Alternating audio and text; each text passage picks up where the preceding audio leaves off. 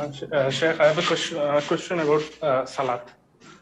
Okay. So I have we fast in Salat, Sheikh. So when uh, when I recite the Surah Fatiha in Fard Salah, only Fard Salah, uh, I repeat verses every time. So it happens in 9 out of 10 salats every day. So if I ignore this verse and just go on with the and just recite the surah once, and if there is any um, mistake in it, so will my prayer be valid? Okay. Sheikh, and same happens with tashahud. Okay, I will answer you, inshallah. Mahdi has a problem that a lot of the Muslims suffer from. And why do Muslims suffer from it? Simply because shaitan is setting them up.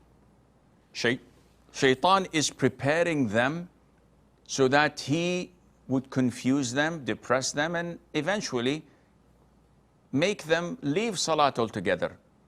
So many people get these OCDs and they don't treat it on time. It escalates, it becomes chronic, and eventually they become despair. And they say, what's the use? We're going to hell because Allah will not accept our prayers. So they leave the Salat altogether. To shaitan, to Satan, this is mission accomplished. This is my prerogative. This is my objective. This is what I wanted. And it happened. Now, the weird thing is, and the funny thing is, all those who suffer from such whispers, they come and confess, I get this wiswas. I get these whispers. And you say, whoa, you know these are whispers? He said, yes. Who are they from? He says, shaitan. Subhanallah. How do you accept your enemy to do whatever he wants and you do it willingly? Let's say your most fierce enemy comes to you with a mug.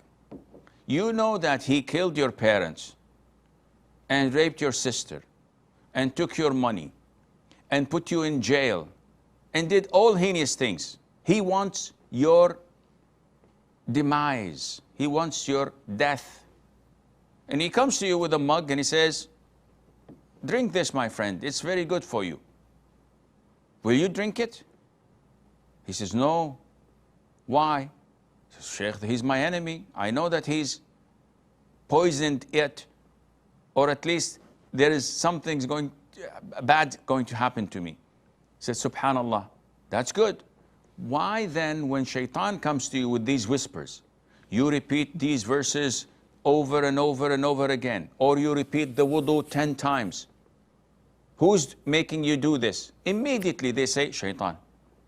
So, okay, why are you replying to him and doing what he's telling you to when you know that he's your enemy? They say, well, we're afraid maybe I did not do the wudu correctly. Maybe I did the mistake in reciting the Fatiha. Akhi, I've said this so many times, and it's on my YouTube all the time. If you watch my series on Umdat al-Ahkam, which is very beneficial and is free, it's on YouTube, you will benefit tremendously with the grace of Allah. The rule of certainty is not affected by doubt. This, what I'm wearing on my head, is it pure or najis? The default, it's pure. Maybe one of my grandchildren touched it with soiled hands. Maybe a mouse came and urinated and left. I don't know, maybe. So would I allow this doubt to jeopardize certainty? Of course not. What's certain is certain. So likewise, you performed wudu, but maybe a sheikh, I didn't. No, you have to be crazy to think like this. The default is you've done wudu, everything is washed. You didn't miss anything. So if you go with this whisper, you'll go down the drain. And you are entering a rabbit hole. You'll never know where you'll end. But if you abide by Islam, if you trust Allah and be positive and say, nope, I know this is my enemy, I'm not going to give in. Even if there is a possibility, the possibility does not rise up to be certainty. So I'll go with what is certain. I recited the Fatiha and I have no reasons to doubt it. I don't recall making a mistake, so I'll move on. If you push yourself, acknowledge the fact that Allah will not hold you accountable. Because if you made a mistake, Allah forgives it. If you done an error, Allah forgives it. If you forgot something, Allah forgives it. If you acknowledge this and you think positively of Allah, you are safe and in good hands, inshallah.